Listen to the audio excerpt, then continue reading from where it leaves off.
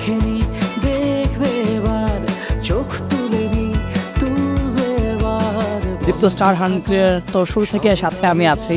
একেবারে যখন star হান্টের plan হলো, স্টার হান্টের জন্য একটা গান বানাতে হবে বললো, সেই গানের ভিশন শুনলাম, গানটা কীভাবে বানাতে হবে শুনলাম। তারপরে তো গানটা বানানোর সময় তো চোখের মধ্যে অনেক কিছু ভাসে, যে সামনে কত মানুষ কত জার্নি পার করে আজকের এরকম একটা দিনে আসবে।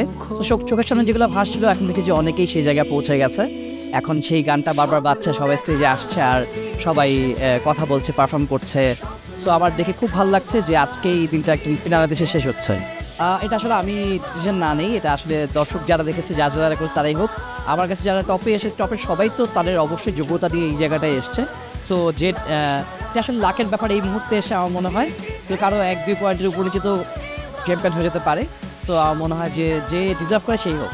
আমাদের ইন্ডাস্ট্রিতে আর্টিস্ট তো অনেক কম, মানে আমার মনে হয় যে সব রকম আর্টিস্টই কম, ভালো অভিনয় করে, ভালো গান গায়। সো আর্টিস্ট যারা আর্ট বুঝে, সেই ব্যাপারটা কম। এবং এই দীপ্ত যে সবাইকে শুধু নিয়ে সিলেকশনই করেনি, তাদেরকে গ্রুম করেছে, তাদের ভেতরে যে শিল্পী সত্তাটা জাগিয়ে তুলছে, সব কিছু মিলে ইন্ডাস্ট্রি অনেক কিছু পাবে এখান থেকে। আমি তো দেখবই, আপনারা দেখেন দীপ্ত স্টার হান্ট গ্র্যান্ড ফিনালে 9 মে রাত 10টায় দীপ্ত টিভিতে এবং দীপ্ত ডিজিটাল প্ল্যাটফর্মে।